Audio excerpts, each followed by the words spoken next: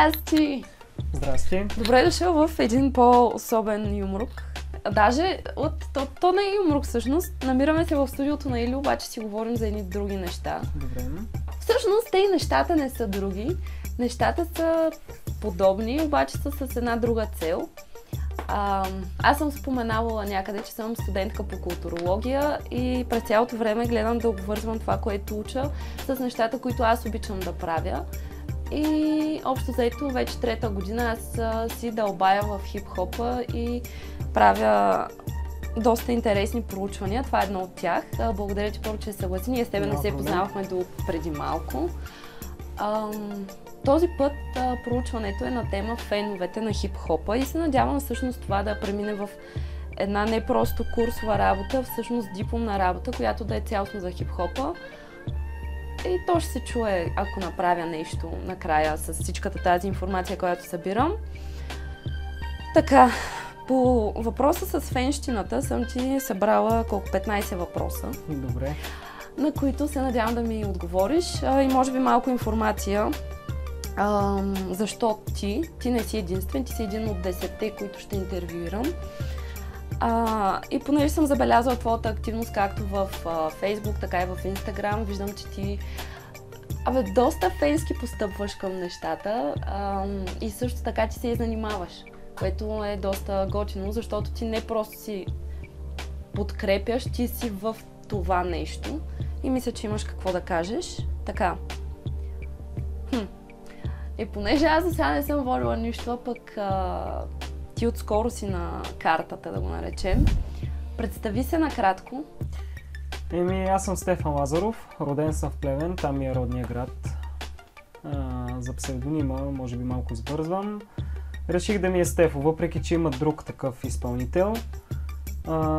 Повечето изпълнители, които познавам, дори да не са толкова нависоко, защото аз също не съм до никъде, така да се каже.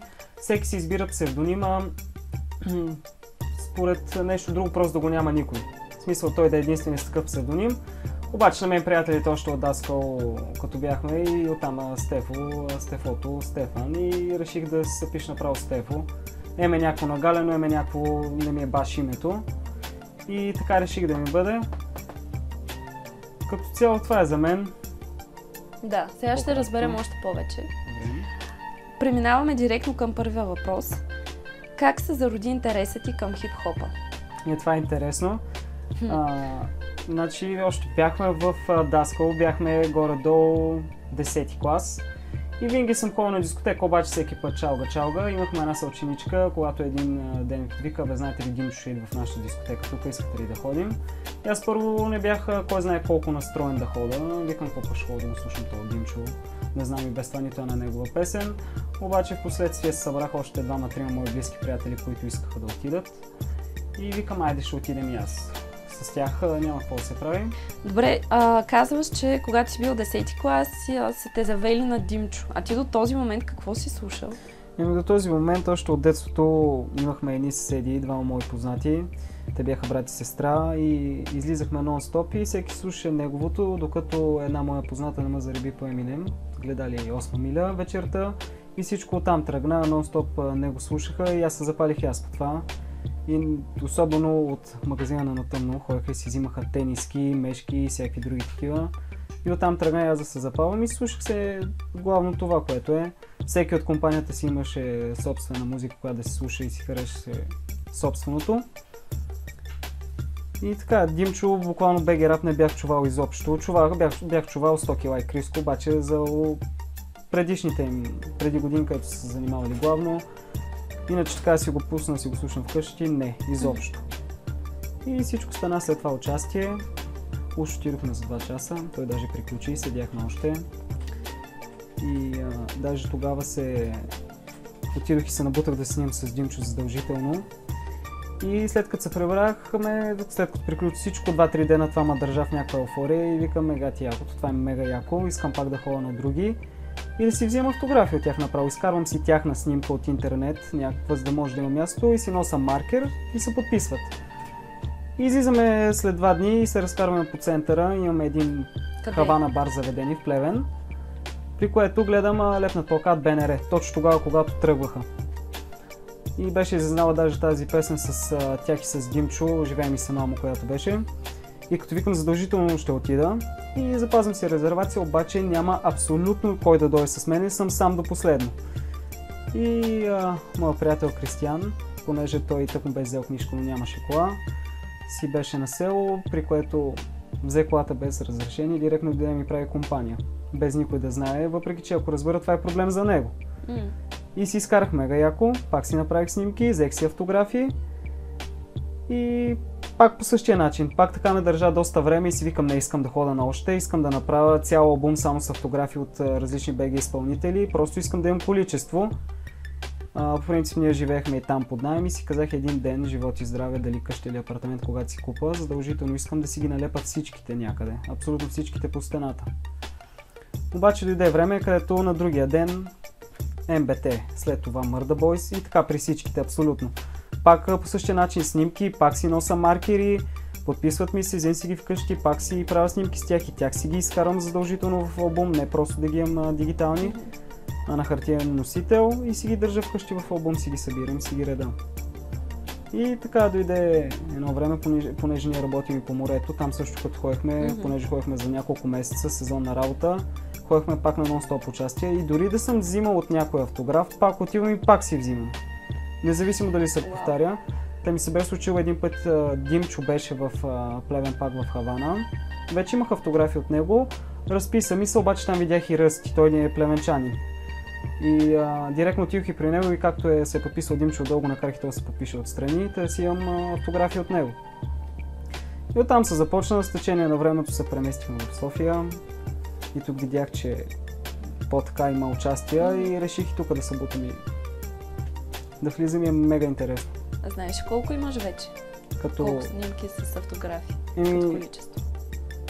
Да кажем от изпълнители, които съм взимвал, са към почти 31 от български изпълнители само.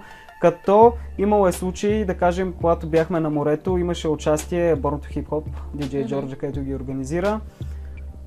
Нямаше фото в Приморско никъде и не можех да си изкарам снимките. Тичахме ретро фототата, които снимат. И стандартна снимка, за да ми изкарат, тогава на бройка ми взеха 8 лева. А тя е 23 стотинки. И си изкарахме 7-8, за още един приятел изкарахме по 2-3 бройки. Отидохме и директно подписчета си взехме от тях. И така продължи всичко. Иначе на DJ Джорджи, като в Хасиендата преди 2 години беше направил пак такова парти. И той в принцип си има пистолет с долари с неговия лик. И директно си взех един по-запазен от тях и върху него и той се разписа. И той е в албума. И така, иначе за напред мисля от още български изпълнители, които имам да взимам автографи, искам да ходя на техни участия. Просто в момента и работя на 3 работи, е малко по-трудно. А ти все пак си ги подбираш ли? Или? Не, абсолютно всички искам да мина и като цяло да видя как е наживо, да го изслушам, защото по принцип при мен, да кажем, например няма да слушам Бор, обаче ако отида на участие и съм на негово и тази песен ми се набива в главата, другата ми се набива в главата и почвам да ги търся. И след като ги слушам, да кажем, те от участието, викам, чакай да пусна пък нещо ново, аз само те от участието, не съм дължен само тях да слушам. И си пускам и други и се запалваш буквално. Добре, занимаваш ли се с някои от елементите на хип-хопа? Малко подробности, може и под елементи. Като цяло с това започнахме да се занимаваме с един приятел, обаче доста е така старо. Решихме да си направим YouTube канал, но това е в последствие. Започна всичко, имахме един приятел, Ивайло, от Плевен, който си бяхме една компания, ние сме 4 момчета от един клас и той имаше рожден ден в последствие и правихме му изненада, т.е. майка му го организира и решихме с един приятел да му направим песен, обаче песента беше много зле. Смисъл, ако можехме да кажем колкото се може по-гадни неща за него, толкова по-добре. Направихме го това с изтеглен бит и го записахме на диск, при което му го подарихме и смисъл не го прие някакво обидно, а даже се изкефи, смисъл смях има доста. И няма забравя тогава Кикото, защото той от тогава се опитваше да си прави битчета, обаче си е трудно, звук и то няма поточност. И тогава ми беше казал един ден ще направя бит и ти ще запишеш на него. Последствие си направихме YouTube канал. При което исках, той ми беше пратил няколко бита от първите си, викам, аз сега ще им направя някакви обложки и ще ги кача в тубата и нарочно ще споделям канала да направя абонати, викам след това ще му ги покажа и ако му хареса като изненада. И ако му хареса, последствие ще почнем това да го правим. Обаче се оказа, че първият абонат е бил самия той и не ми е казал. И аз му звъна след около няколко седмици, викам, ти знаеш какво стана така и така. Гледат се, има гледания, има харесвания, даже се абонират още хората, вика и ми знам, аз съм ти първи абонат и на мен ми стана някакво странно, хубаво. И за напред по цяло мислим да се занимаваме с това. Последствие не влагаме никакви пари, нито за клипове, нито за записи. Взехме си микрофон докато бяхме на морето, в смисъл не бяхме проучили кой знае колко, взехме просто микрофон. Той се учи да си прави битовете и продължава, смисъл има голямо развитие, има интереси към битовете. Той си ги прави. Когато ми допада някой негов, си записвам аз на него. Даже наскоро пуснах за първи път песен на негов бит, последното, която качихме. Като той е на битовете, на записите и обработката. Един мой приятел, Николай Павлов, той е от дружба, с него се запознах преди 4 години. Той снима клиповете с телефона си, а аз ги обработвам на телефона пак, докато съм на работа. И всичко го сглабяме, с ефекти, снимаме на 4-5 места, за да може да се радуват кадри, да не е еднообразно. Обработвам си го и си го мятам като тъмбнейлите, обложките, също ние си ги правиме. Имаме един приятел Брайков, по фамилия му викаме Николай Брайков, той е от Плевен, занимава се от доста години, обаче забелязах, че е читав смисъл, почитав, като му кажем дай да направим нещо и не е такъв, ще направим, идва даже на място и почва да обсъжда как да се направи, дава идеи, не си седи на газа, директно скача и вика като се прави да се прави. Който отскоро си го дръпнахме в нашия канал, той си има и собствен. Той се занимава с ремиксуване на някои песни върху негови битове ги прави, аз гледам отрязани на даден изпълнител клипове, реже кадри и изгладен клип. За да е по-интересно, защото в смисъл забелязал съм, че ако обложка няма толкова гледани или слушани, отколкото ако е клип. И той си е към нас, сега сме се събрали още няколко човека. Като аудитория искаме да си работим заедно, да си направим затворен кръг. Ако единия може да обработва, той ще обработва, другия ще бачка за битовете, третия за клиповете и да си направим, да си помагаме взаимно. Много добре.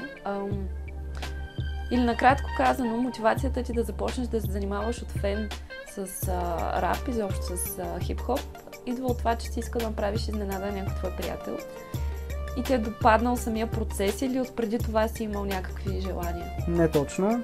Няма да споменавам чак толкова големи подробности, защото наистина не искам. Случва ми се да се съберем някъде, да кажем както бяхме на морето, с моят приятел Кристиан си живеехме в една квартира. И ми се е случило вечер, като седим до късно и изведнъж, като си слушаме, например, тогава в този период, в когато това започне, слушаме нон-стоп Murder Boys и МБТ. И като намерим някакъв бит и той пусне нещо и като седа и почвам да си рада някакви неща. И той като вика, това е добро, обаче проблема ми е, че като го изкарвам на фристайл, след това не го помня.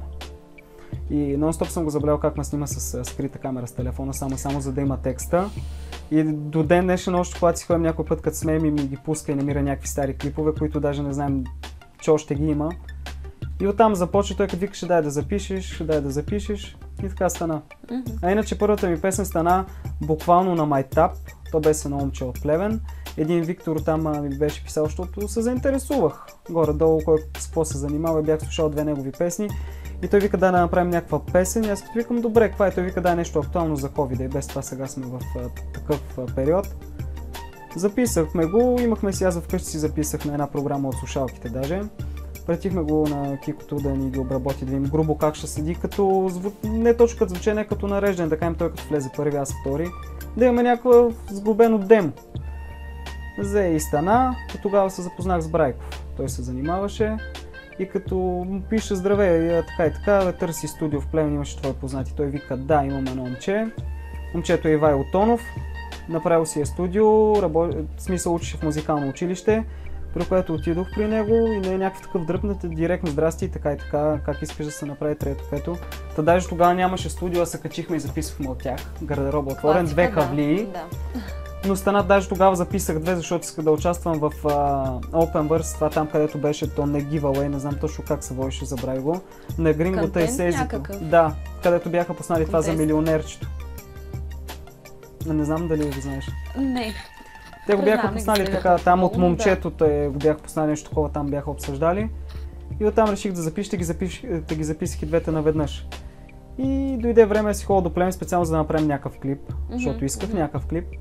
И това момче Виктор, който е VT, с него, която направихме тази песен, той беше много спонтанно, много за какво снимаме клип? Аз викам, дай бе, ще направим някакъв. Да снимахме в студиото на този моят приятел, на Ивайло, и то беше one-shot, един кадър. Тоест това ти е било за контеста на... Не, това си ни беше нашо, а за контеста си го направих с обложка. Окей, участвал ли си в други такива контести? Исках да участвам наскоро в рап епопея, обаче няма време да отида да запиша. Като се изкефих на един бит на PES, който е къс, на PES Beats. И му бях писал даже наскоро, му викам, извинявай, така и така съм Стефан, смисъл, защото му пиша на непознат смисъл, до сега не сме си говорили. И викам, много се изкефих на биите ти, обаче не мога човек да запише смисъл, нямам време, а то нали си има срок. И викам, колко пари би ми взел за този бит, искам да запиша, защото имам готов текст. При което той се засмя и като вика, как ще ти искам пари, затова той е някакво късо, подарявам ти го, обаче знаеш, че не мога да ти обърна много внимание, защото готва боб. И на мен ми стана чак едно такова. И като цяло ми го подари този бит, записано е на него, обработено, но мисля малко да довърша текста да си от край до край. За него също ще се снима клип.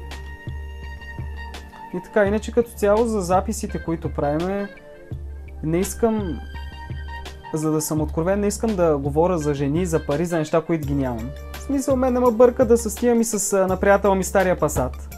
Просто е така, просто искам като ще правя нещо, макар и да пускам рядко, но да е истинско. Да има нещо, което наистина си го каза и да го кажа както го усещам. А не напълно имам това, имам онова и за други ден ме срещат в автобуса да се воза. В смисъл, както мога в автобуса мога и с 5 лева, така мога и с 200 лева и някой да ме вози с кола, защото още нямам книжка. На бата ли ходиш ли? Не, също исках да отида, но бях на работа.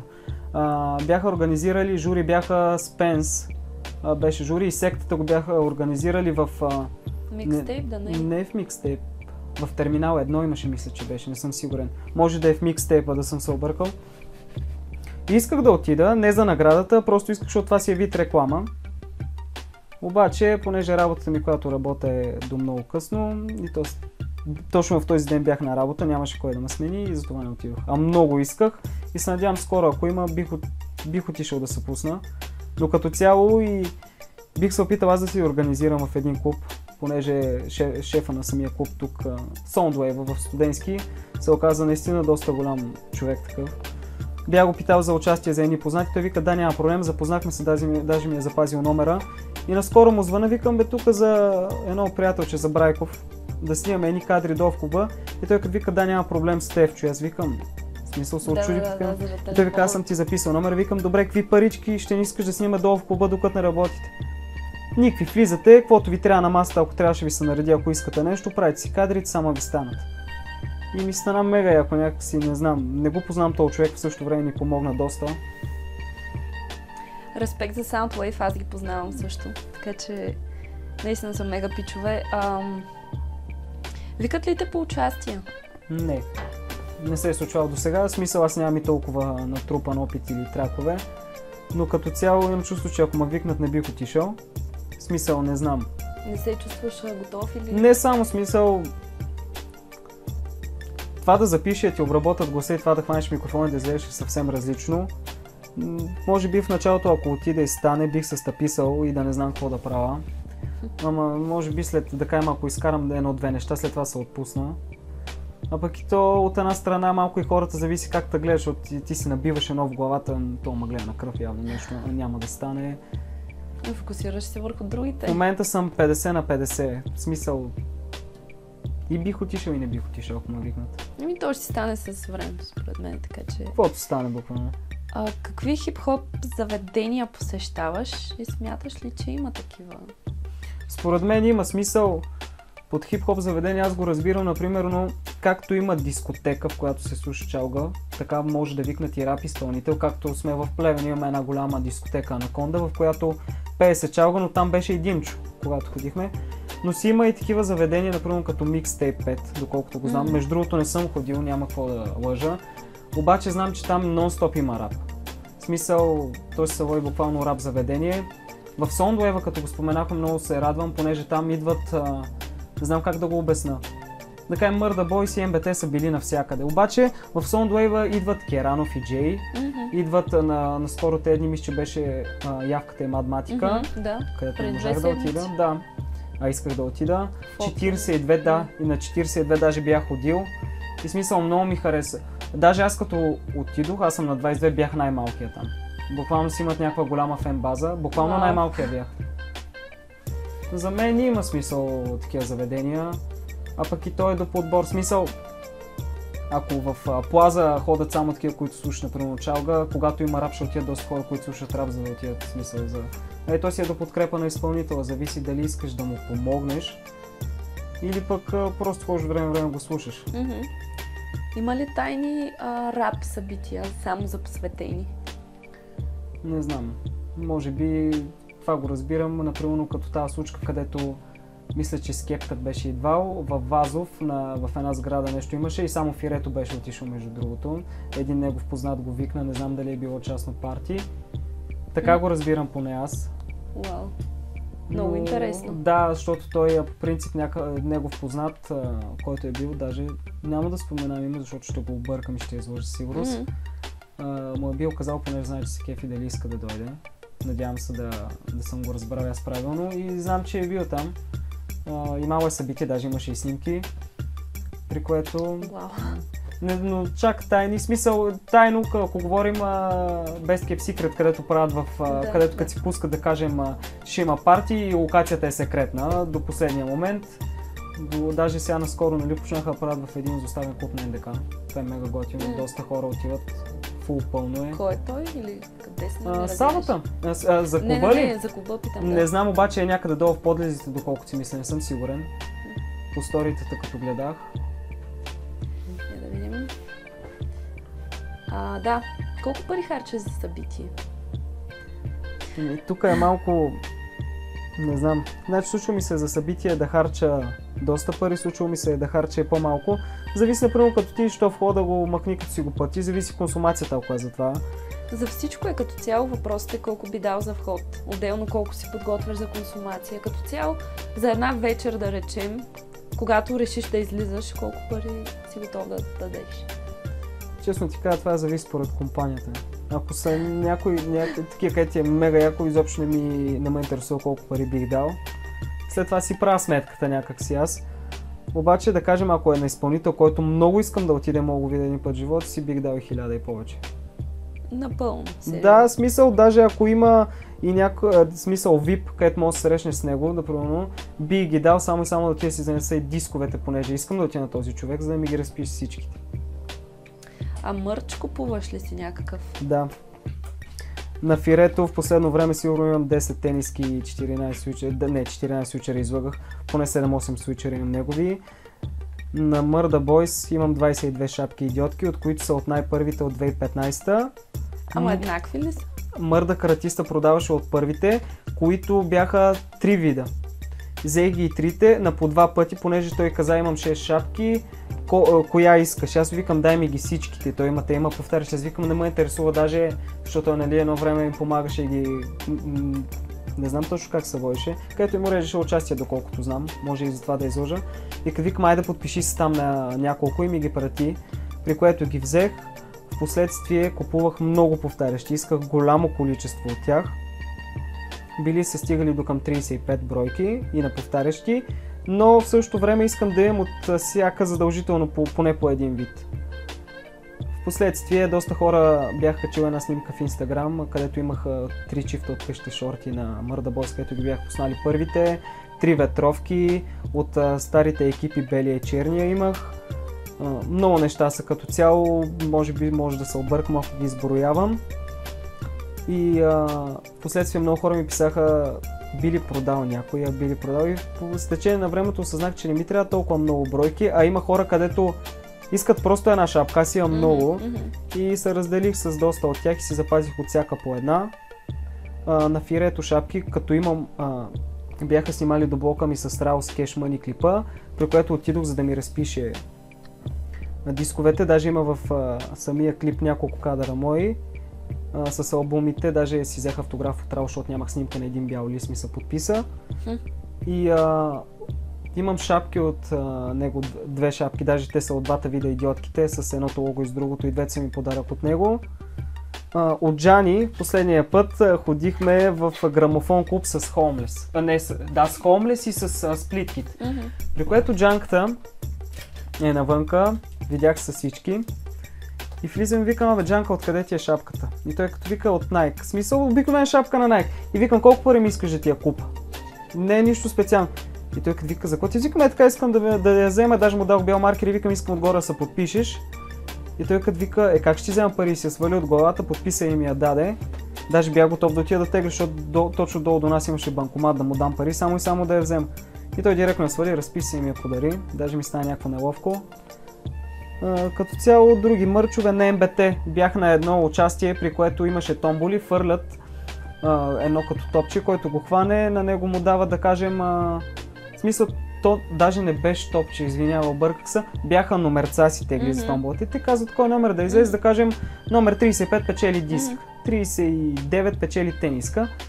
И някакво всичките ми приятели, даже бях ходил с един приятел, който е по-висок и си беше хванал и спечели зимна шапка. И аз викам, те пете човека изтеглени спечелиха. И по едно време чувам един от тях, сред нас тук в публиката има едно момче, където има татус свързващ с МБТ, искам да дойде на сцената. И аз седа и не очаквам сама си, един от тях ме посочи, ме викна, при което си даде телефон и вика, запиши си номера, че ще получиш от всеки един артикул подарък. И така стана, на другия ден си дойдоха. А какъв ти е татуса? Татуса си го направих преди да излезе тази песен с Денката. Той е буквално като обложката от самата такова. И той излезе, даже много хора си мислят, съм си го направил заради тях. Самата монахиня. Не знам дали се вижда. Я да е по-наблизко. Така би трябвало да се вижда повече. Да, надявам се. Монтажиста ще приближи. И оттам дойде това. А може да сложим и самата курица, просто и готово. Да, и така става. Яко, вау. И ти предполагам си го снимал, показал си го, тагнал си ги. Те са... Не, те просто в смисъл го знаеха заради татуировката на Murder Boys, когато отидох. Те такова, даже и старото лого. Бобката ми го прати това, защото го нямах изобщо. И оттам тръгна. Последствие още. Реално... Така, значи първо ти ги събираш тия неща с колекционерска стойност. Имам предвид, ти носиш ли ги? В началото изобщо исках да ги нося, ги държах на закачалки, ама в последствие осъзнах, че правя реклама, а пък и за това се носи. Вместо да си купувам някакви обикновени или някакви тениски, те са в гардероба, по-добре тях да ги нося. И без това ми харесват. И почнах да ги нося. Освен шапките, идиотките, тях изобщо не съм ги носил никога. На каква стойност е най-скъпия мърч, който си взел? В смисъл, пак въпросът е доколко си склонен да вложиш в това. Защото то си е влагане, всъщност. И подкрепа, доколко си склонен да подкрепиш някого. Честно да ти кажа, за мърч не знам колко най-много съм давал и колко бих дал. В смисъл трябва да ми хареса. Като цяло, щом каза за подкрепа, го сложим така. Например, за диск или за нещо най-много съм давал 100 лева. Ето това е един албум, не на български изпълнител. Впоследствие го намерих после втори път за по-евтино и него го взех, защото трябваше да го имаме. Албумът е на Eminem Infinity. Той въпреки, че е издаван само 96-та на касетка, 2009 е преиздаден на диск. Не знам защо чак му е толкова цената, преди че е преиздаден не е толкова стар. Например, Relapse на Eminem, той е 2009, обаче навсякъде има за 20 лева. Буквално без значение парите, смисъл има хора, които ги търсят и ги няма в по-малките градове, но в големите ги има в изобилие. Особено книжарница Сиела, малко правим реклама, обаче те нон-стоп докарват старите албуми и са в големи количества. Да. Ми кажи тогава и за албумите, че имаш страшна колекция с албуми всъщност. Тя колекцията не е толкова голяма, понеже на Eminem са много повтарящи. Не е толкова голяма като разнообразие, но... Има и разнообразни в последствие станаха, но на Eminem дисковете са най-много. Въпреки, че има там 10-11 студийни албума, това има и лимитирани серии там с Ройс, Bad Minutes и Вълкуица. Да кажем, от саундтрака от филма на 8 миля има диск. Обаче го имам и на втори път специалното, който е лимитирания с двата диска вътре. Encore, който е от 2004, имам го нормален, имам го двойния диск, имам го и с лимитирана серия, която е в кутия с всички снимки. В нашия ми едно момче от Търговева се запознахме. И даже той ми внесе голямо количество, ако не беше, той нямаше ги събере изобщо. Тя е немската. Да, The Slim Shady албума го има в Expanded Edition, нормалния, от един тур, пак такъв Edition и още една серия на него, пак лимитирана. The Eminem Show го имам, той от 2002 го имам нормален и двоен диск, който отвътре е с CD, сингли много намерих. Но като цяло, да кажем, например, албума The Eminem Show го имам на 10 пъти, Encore го имам на 10 пъти, Infinity на 2, The Marshall Mathers, който го имам от Tour Edition и двете различни обложки го имам на 13 пъти. Само Relapse го имам и Relapse Refill, който е с допълнителни 6 песни, той е с бяла обложка, тя ги имам по на един път. Recovery-те го имам на 3 пъти и най-новите му албуми ги имам по на един път. Като ако каквото лимитирано го има, го взимам на повтарящо, даже още бих взимал. Сега ще разкажа. Добре. Той за мърча се отнася също. Още 2010, когато ме запалиха двамата ми съседи, така се каже, които ми бяха най-добри приятели. Нашите бяха разведени, аз живеех при майка ми в Плевен, при което, ако исках да си купа дори тениска на Eminem, по принцип няма излишни пари за това. И така нон-стоп исках това, исках онова, обаче не можеше. И нито веднага, нито не се знаеше за напред. И аз един ден, както седях вкъщи, си казах, аз ще почна работа след години и си взема колекцията на Eminem не на един път, а на 10 пъти си я взема и ще имам. И никой няма спре. И в последствие съвсем случайно това така почна да става. Събрах ги в изобилие, обаче пълно време, като гледах Юмрука и видях няколко касетки на Eminem отзад, викам, трябва да събера касетките. Като в България има само 7-8 касетки, които са пускани към... В смисъл с български тираж, така са такова. Не, че са на български, просто до България са стигнали. Като да кажем, например, The Marshall Mathers на касетка го имам на 10 пъти. The Slim Shady, който го имам на 3 пъти, което са води едно от най-рядките. Curtain Call, който за сега го имам на един път и единствен път съм го виждал на живо и това е който го имам. Останалите също ги имам на по няколко пъти. Като някои са пакетирани, изобщо не са разтваряни и така си ги пазя, понеже ги има отворени. Даже отскоро се радвам, че вече мога да си ги слушам. Имам на какво да си ги слушам касетките. Специално за това си ги купил? Не, подарък ми е. Но пак е свързано с твоята, да го наречем, мания. Да, и даже сега, така да се каже, си го свържа, защото малко седи във ъгъла вкъщи и си пускам на касетки. Някакси ми е по-яко, не знам защо. В смисъл, мога да си ги пусна в интернет, мога и навънка на слушалки, обаче не знам. На касетка по-макефи. А за плочи, винили, мислил ли си? Или това вече аз съм ги виждал съм смисъл доста бройки на албуми, особено на старите на Eminem, обаче смисъл трябва ми много място, а и в момента имам други неща на главата, я трябва да заделям, например, едната плоча на Marshall Mathers албума беше 90 лева, обаче трябва нон-стоп да заделям. Впоследствие някой ден може и тях, не се знае за сега. А имам и още други хобита, които са извън музиката и не искат много пари, но трябва да заделям. Защото имах период, в който си дах много пари за хобитата. Другото хоби, то не е свързано с музика, колекционирам колички, които ми излизат бая солено за 10 колички? Да, на Hot Wheels серията, за 10 месеца, няма да казвам бройката. И продължавам Защо още. Защо това е интересно? Всъщност, реално имам такъв въпрос, така че за какви други неща, нали, си колекционираш и си заребен, така че ако искаш, разкажи повече.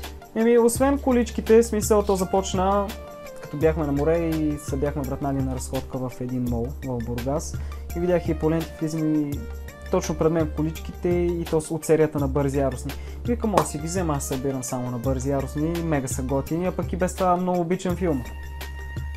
Взех ги тях, обаче мина вече 2-3 седмици и почти не се намират.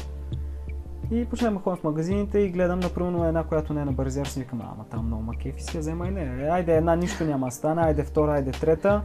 Дойдохме си в София с един такъв голям кушон пълен с колички. Се върнах и постепенно почнах. Джамбо, като ходя някъде, където продават, влизам, гледам каквото нямам, взимам, даже някой взимам на повтарящи.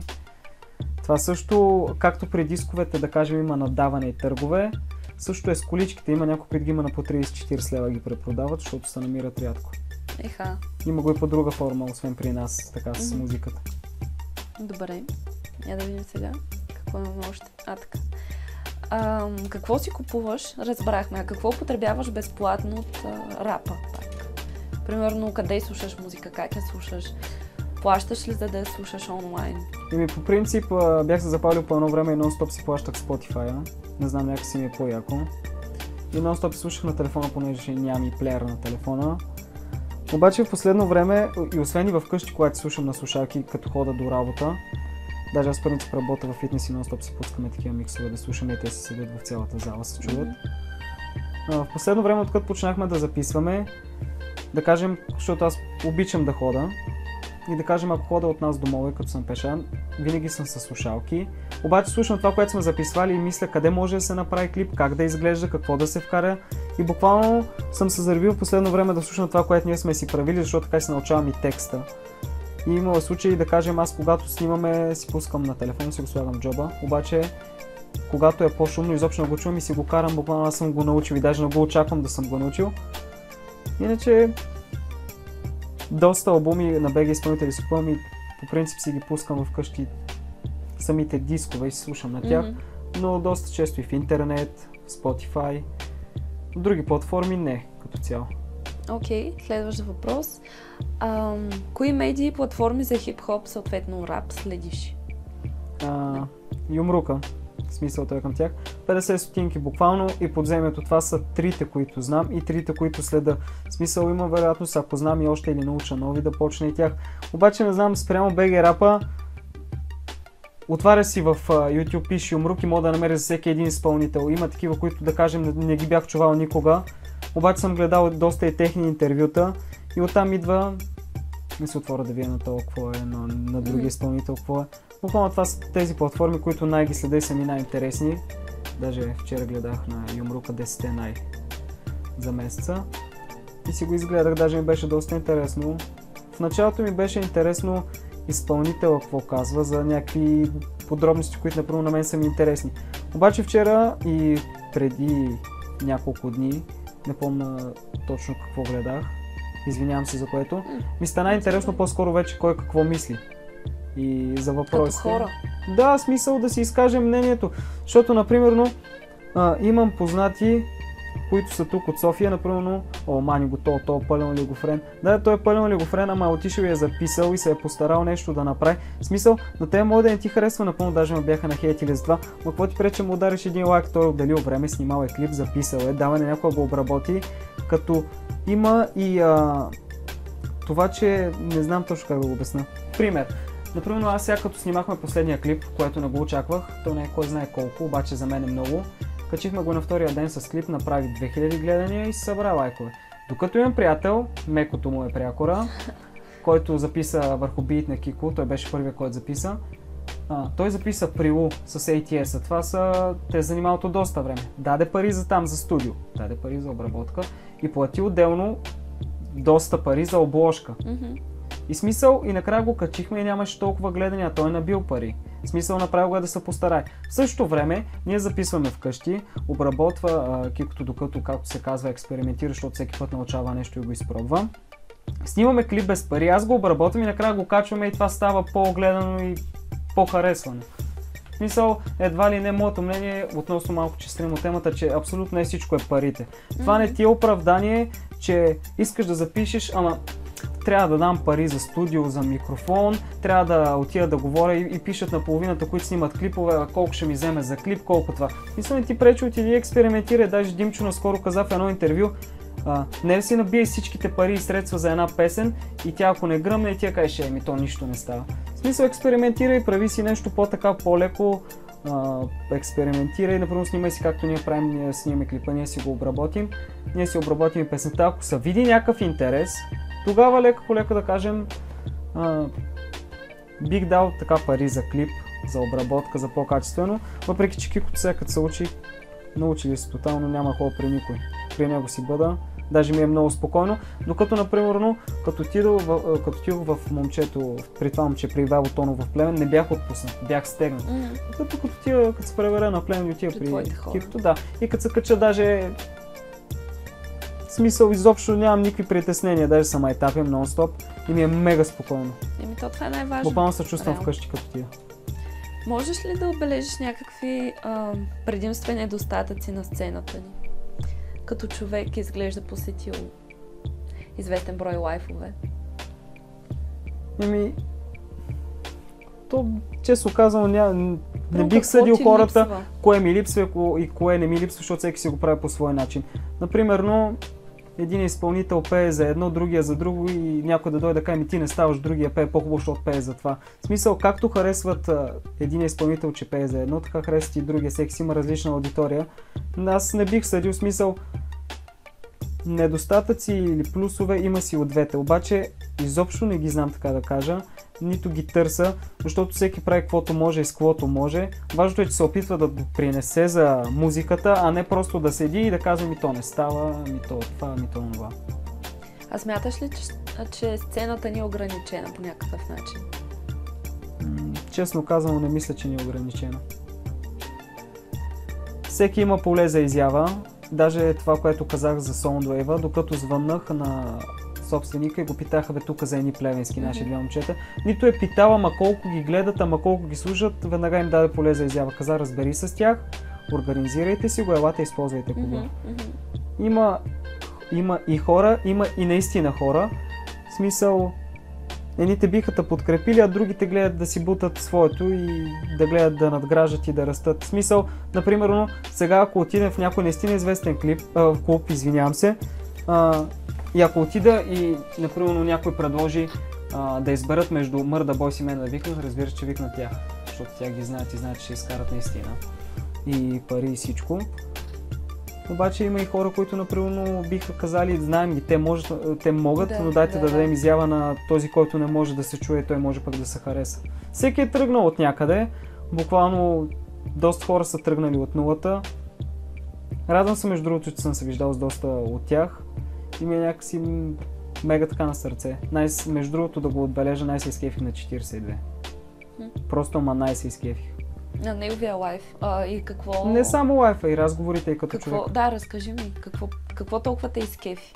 Да бъда откровен, даже надявам се, ако това се излучва, да му се извинам. Защо? Лятото му се обадих и го попитах за трак, при което той беше готов, спрати ми демо. И аз още го бава да го запиша и си напиша новата част. Буквално не е open verse, а той написа. Буквално правим си песен, фийци правиме, за което съжалявам, че го бавя. Няма да бъда вулгарен, обаче явно няма смелост да му се обадя, да му се извина лично за това. Даже се надявам скоро да дойде на лайв, ще отида директно да говоря с него очи в очи за това. Даже бях писал на Агро, който е там сред тях. Викам, така и така, на 42-то имам чувство, че ми сърди. Той даже каза, ти нормален си, той Петю е голям човек, не се сърди за дреболи. И ми каза, обади му се и говори с него, ще разбере. И пак не се обадих. Най-ме скефи, наистина, когато бяхме в Soundwave, изкарваше си новия албум, каза за първи път го пея, може да не знам текста, за което се извинявам. Буквално отзад върве само инструментал. Когато замълкваше, беше само инструментал и много се изкефих на това, но си го изкара. В същото време, като бяхме и навън, защото аз много път съм писал, че ако идва искам да го видя и последствие знае. И даже като бях навън, като вика, айде тук ли си, айде да влизаме, айде навътре, има повлече навътре. И смисъл и държането му не е надуто, минава сред хората, поздравява ги, обръща внимание, но най-ме изкефи това, че изобщо не пея на плейбек. С отзаде да се чува себе си. Щом млъкнеше и нещо объркваше, директно си беше само инструментал. Това наистина е впечатляващо. Това наистина най-съм го запомнил, не съм забелязвал на други участия, може и пак така да е било, но това най-ме изкефи. Значи това много ме накара да се замисля и аз ще се обадя за пръв път по-сериозно тук за 50 минути, защото последно време почнах аз да ходя на по-различни участия от тези андърграунда, на които хора, защото когато отидеш на андърграунд участие, дори не се замисляш, че човека пее на инструментал, защото той поначало си пее на инструментал и за тебе е файн той да пее на инструментал. Файн. Много умрял такива при тази дума. Но сега, когато хора на, примерно, дори на Шунака и на какви ли не други изпълнители, ето и на Ян Бибиян ходиха ми, всички си пеят, аз го наричам на подложки. И това е толкова скандално, смисъл. Човек хип-хопа никога не е бил в такова положение. Ние никога не сме сядали да си говорим, колко впечатляваше той пя само на инструментал. И това за мен е болка. Малко е жалко. Защо го правим? Значи ти излизаш на сцената за пари, ти не излизаш защото си готов, така ли? Ето виж ти каза, аз не съм готов да изляза. И ти така го чувстваш. Може би и те не се чувстват готови, затова излизат с подложките си. Дори, айде няма да казвам, доста го правят. Дори вече някои, които се считат, че някога са били андър. Хората, които посещават лайфове, сигурно им е направило впечатление. За толкова участие, наистина това беше единственото участие на 42, което съм запомнил и наистина си пя само по инструментали. Интересно е какви неща започват да ни правят впечатление. Добре, продължаваме си по програмата. Харесваш ли рап със социално послание? Честно казано, като го слушам, да кажем, има някои песни, които ми харесва по-скоро биите само. Има други, които ми харесва текста. Както споменах преди малко 42, не знам обаче всички негови песни, които ги слушам с някакво послание или се отправя към някой. Да кажем, не казва имена и не споменава хора, въпреки че има в някои песни, които си ги споменава директно. Обаче не знам, но над неговите песни най-много съм се замислял. И смисъл имат за мен най-така смисъл. И продължавам да си го слушам, въпреки че така постъпи и гадно. Може би на него наистина му е направил впечатление, защото нито си първия, нито си последния, който ще бави фит, повярвай ми. Това си е масова практика. Несериозни са някои артисти. Другата песен, която много харесвам и наистина за мен има смисъл, то може би, няма да лъжа, не го слушам много. Посещаваш ли друг тип събития, освен рап? Имаше няколко, които исках да посетя, но те пак свързани с музика. И това беше няколко базара за CD дискове, като цяло за музика. Обаче във всичките, които бяха организирани, се бях на работа и пак не можах да отида. Тоест, първо не ходиш по други лайфове, техно? Хода, но не е свързано с музика. Отскоро започнах. Няма значение, кажи какви. В момента даже съм изгорял, онзи ден ходихме на писта Дракон на Калояново, понеже с един мой приятел много искаме да ходим на събори с коли, обаче се нямаме време или ни се разминават работните дни с почивните. Онзи ден даже за първи път успяхме да отидем и сега сме си направили график за напред, на кои ще ходим като събори. Надъхали сте се? Да, това е като цяло останалото. Или нещо с музика, или буквално нещо с коли. Примерно на театър ходиш ли? На Тато Експо хода. Да. Като посетител или се пускаш направо в конкурса да те татуират в деня? То по принцип аз искам да се впусна, обаче трябва вече да спираме, понеже няма много място. Като цяло не искам да се пускам, защото моят татуист, който хода при него, той е от Плевен. Той е един от организаторите на татуира. Не искам да сядам при друг, въпреки че има добри. Свикнал съм си при един и при него си хода само. И затова не искам, иначе много пъти съм го питал, айде ма надраскаш нещо, а той вика, не, ние сме си от организаторите, следим всичко да е изрядно. Така. Браво. Значи пък си попаднал при верно най-добрия човек. Да, театър? Не. Как си представяш своето бъдеще през аспекта на фенщината? В смисъл докъде ще продължи или? Да. Не знам, честно казано. Сега целта ми е, да кажем, като изкарам 10 песни общо станат, искам да си направя албум не за продан, по-скоро за мен си.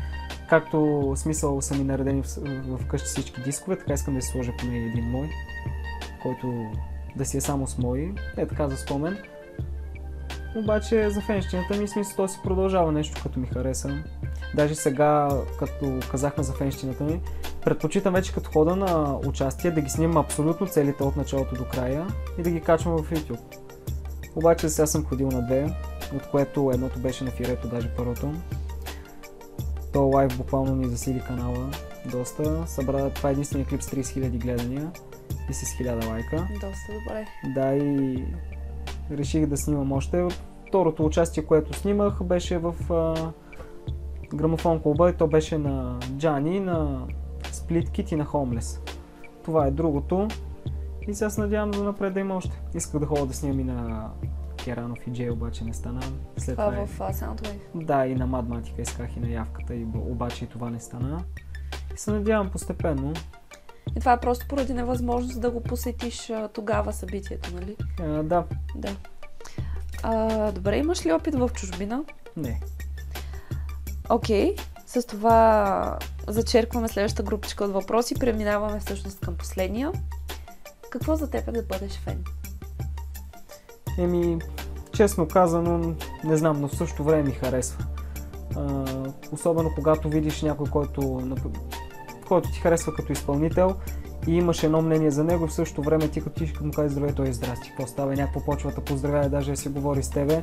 В смисъл няма го това да си надут, има човечност и става мега, някакво ми идва много готино отвътре, дори не знам на какво се дължи. Надявам се, ако това наистина има рязани кадри да се излъчват, да се извиня на Бобката, ако нещо съм го обидил и него. В последно време се трябва да пише. По морето, като имаше участие, ходих нон-стоп. Даже един път му беше поздравил на сцената и ми стана много хубаво. И се бяхме разбрали един ден, като си дойдох в София, някой път може да излезем. Обаче минаха дни и един ден му пише, викам на Бобка, искам да дойда да си взема екип от новите. На ръка, ако може лично от тебе. И той вика, добре, тък му се видим, ела в фулдкорта. Слизаме на НДК-то на фулдкорта. Говорихме си в момента, в който трябва да се тръгвам, даже аз тогава още много не познах в София, не можех така да движа сам. И той вика, ела тук сега ще закарам до вас. И си говорихме през целия път и ми беше в смисъл, сподели ми доста лични неща, за което много се радвам. И аз си му споделих много лични и ми беше мега приятно. Тоест ти реално повечето хора, на които си фен, може да се каже, че ги познаваш, си имал някакво взаимодействие. Имал съм контакт по-скоро да ги познавам. Да. Може би аз ги познавам, защото следя им нещата и като цяло събитията около тях, но да се познаваме, да кажем и той да ме познава, не. Да, не е на ниво лично, да. Но по-скоро всяко се срещнете. Да, смисъл, със сигурност. Добре, и окей, пак за фенщината. Ако има някакви точни неща, които трябва да притежава един фен, които трябва да прави стъпки, какви са те според тебе? През твоя поглед, ти като един фен? Като цяло за мен няма стъпки, поне за мен, някой може да си го е определил. Да кажем, харесва ми да събирам плакати, не съм от това първо проучи изпълнителя. Директно има участие, отивам, защото съм чувал за този изпълнител, харесва ми. Решавам да почна да му взимам дисковете. В същото време имаше плакат, имаше списание Браво преди години. Оттам събирах много плакати. Например, ако ми изпаднат плакати, си взема плакати от старите групи. Между другото, то е малко странно, обаче от стария рап почти не съм слушал, но в същото време имам касетки и си ги купих, защото знам, че са на изчезване. И си ги пазя вкъщи. Да, ще ги слушаме и тях със сигурност, да видим как са там нещата, да се учим да крадем занаят, как е било преди и сега. Но като цяло няма стъпки. След като нещо ти харесва, почваш да го правиш. Дали искаш да ги спортва само с дрехи, с мърчовете им, само с дискове, дали по участия. И така, няма стъпки. Просто се пускаш и това е. Както ти е удобно. Който как ти го приема. Да, в смисъл, аз допреди няколко години никога направо не съм вярвал, че ще имам много дискове или нещо такова. Просто, и то даже, като почнах да събирам по край ми нема албумите му, също така взимах и BG Rap. Обаче се старах, дори да съм го купил и да сме го пратили по аконт, има ли участие да отида с него го подпишат задължително. И то постепенно стана и ми добре, имам на Murder Boys на МБТ, що да не имам на PG и на Drink албумите, що да нямам на 42 албумите и просто искам всичките да ги закрия. Понякога съм си мислил, какво ли ще стане, ако закрият YouTube и всички платформи, единствено, което мога да слушам, това е само на дискове и седя така вкъщи и гледам и викам, аз ще имам доста да си слушам, на какво ми дреме. И ми е мега готино. Занапред искам да продължавам. Целта ми от цялата история, от всички разговори, които изговорихме по въпросите.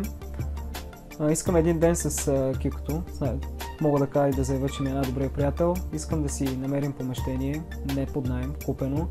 Искам да си го направим студио, в което буквално каквото ни трябва като техника искам да си го набавим. Там бих си наредил абсолютно всички дискове до един и касетки и да си го направя. Също така много плакати имам и за мърчове, за шапки. Искам всичко да си го нареда вътре. Аз знам, че вътре като нем си говорим само за музика и ще правим това, което буквално ни прави кефа. Всеки може да експериментира. Решили сме нещо да запишем, отиваме, пробваме. Буквално там да си разпускаме, да си е буквално само наше. Да не е разхвърляно микрофона в единия, обработката в другия, третия с видеото. Всичко да си го правим там. Пожелавам ти, аз това, което чух до момента като истории, които ми разказа, звучи като че си човек, който наистина като си постави дадена цел, той изпълнява, независимо колко време, труд и старание ще му бъдат необходими. Благодаря ти, че откликна, че дойде до тук и най-вече искам да кажа нещо, което пропуснах преди малко. Ти си единственият човек, когато като го поканах и той беше така... помоли ме дали няма как да го запишем това нещо, което нали мене съответно ме провокира, че ние наистина може да дойдем тук в това студио и да се срещнеш с Силю също така. С него от много отдавна искам. Даже по време на пандемията му нахалствах и виках, не може ли така някой път да дойдем да си взема автограф от тебе, да видя студиото. И той като вика, се разберем, защото сега с пандемията пък имам и 2 малки деца и сега не е окей. Аз викам, добре, когато тогава. И изведнъж като дойде тази оферта, особено онзи ден, когато ми написа, че няма да ми каже, защото няма да мога да спаса, досети. И точно бях на заведение и седа и така правя с крака. Направо не се издържа. И аз се досещам за какво става дума и викам дано. И ето, така става. В смисъл, какво беше? Ще имаш някаква приказка с питане и до къде се стигаш? И до Цареград, така че ето с питане се стига и до студиото на Илю. И да, който не е попитал, не е дошъл, хора, това е. Благодаря ти много, наистина. Моля, беше много приятно. И на мен.